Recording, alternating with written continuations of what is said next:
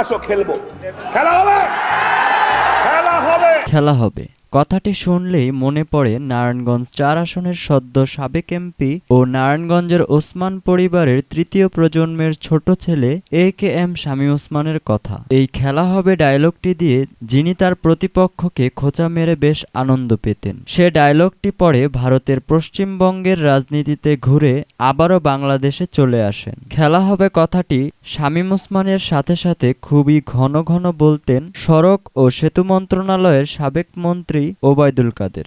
খেলা হবে, হবে খেলা।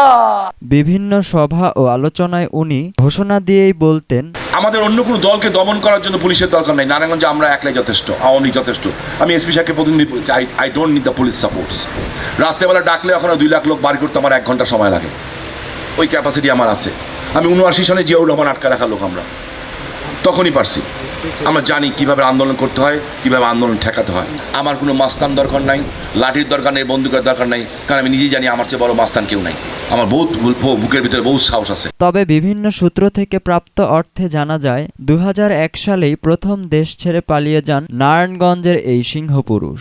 সম্প্রতি বৈষম্য বিরোধী ছাত্র আন্দোলনের মাধ্যমে স্বৈরাচারী ফ্যাসিস্ট শেখ হাসিনা সরকারের পতনের আগে গত 3 আগস্ট সামাজিক যোগাযোগ মাধ্যমে পরিবারসহ দেশ ছেড়েছেন শামীম ওসমান নামে একটি সংবাদ ভাইরাল হয়। তবে বিষয়টি মিথ্যে ও ভুয়া বলে দাবি করেন তার ছেলে অয়ন ওসমান।